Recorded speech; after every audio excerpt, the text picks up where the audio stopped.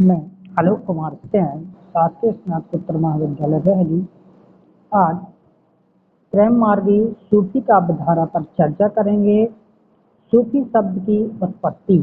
सूफी शब्द का प्रयोग संतों ने विशेष मार्ग के लिए किया, जिन्होंने स्वेच्छापूर्वक संसार सुख और सुविधाओं से मुंह को मोड़कर अपने आध्यात्मिक साधन और दुर्गम पंथ निर्धारित किया।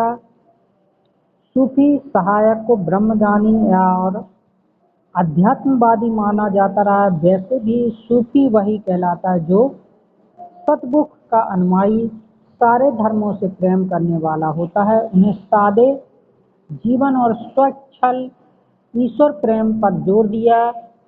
फिर भी सूफी शब्द की उत्पत्ति को लेकर काफी विद्वानों में मतभेद हैं। अबू नस्र अल सिराज की पुस्तक किताब उल लुमा में किए गए उल्लेख के आधार पर माना जाता है कि सूफी शब्द की उत्पत्ति अरबी शब्द सूफ ऊन से हुई, जो एक प्रकार से ऊनी वस्त्र का सूचक है। प्रारंभिक सूफी लोग ऊनी वस्त्र धारण करते थे।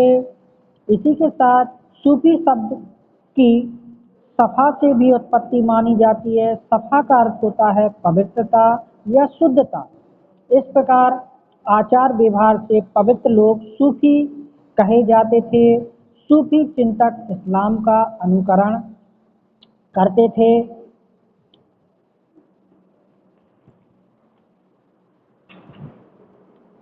सूफी परंपरा का आरंभ। सूफी जो परंपरा है उसका आरंभ है सूफी रूबिया 8वीं सदी, मसूर हजल 10वीं सदी का नाम महत्वपूर्ण है। मसर हजर के ऐसे पहले सूफी साधक थे जो स्वयं को अनहलक घोषित कर सूफी विचारधारा के प्रतीक बने।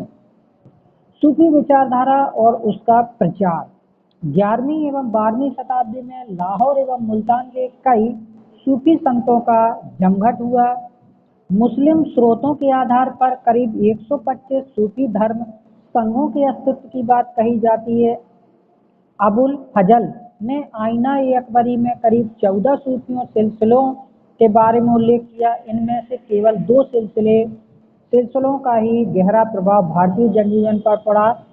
वे लोग सूफी संतों से शिष्यता ग्रहण करते थे, उन्हें मुरीद कहा जाता था। सूफी जिन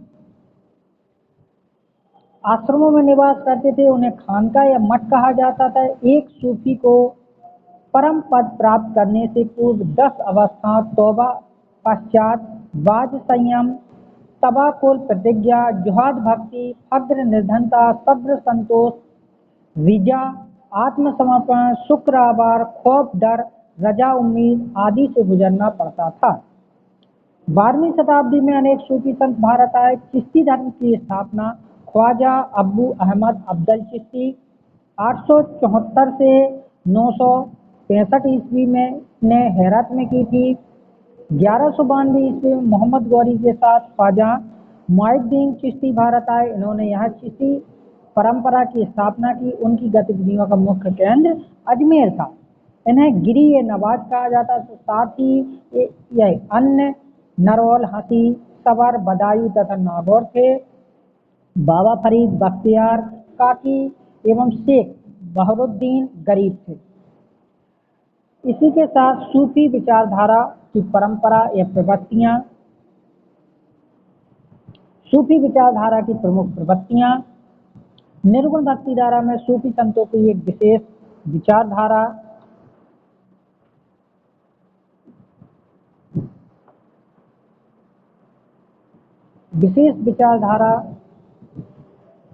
उन्होंने योगी सिद्ध कहा जाने लगा। ख्वाजा नवाजुद्दीन औलिया को संगीत से विशेष लगाव था। आखिरी सिराजुद्दीन शेख बहरुद्दीन गरीब 1340 ईस्वी दक्षिण भारत के क्षेत्र में चिश्ती संप्रदाय की शुरुआत की। इन्हें दौलताबाद को अपना मुख्य केंद्र बनाया। इसी के साथ प्रेम की अवधारणा। सूफी कवियों ने प्रेम के 3 रूप माने। वह 3 स्थितियों के स्फुट करते हैं। पहला है चित्त दर्शन, स्वप्न दर्शन, साक्षात दर्शन। इसी के साथ आगे ज्ञान, ध्यान, मन मंदित सवे जब तब सवे नेम, मन सो उत्तम जगत जन, जो पतित है प्रेम। सूफी और मत और इस्लाम। सूफी मत का बीजारोपण इस्लाम मान्यता से हुआ और बाह्य आडम्बरों के विरोध एक प्रचंड आवाज थी।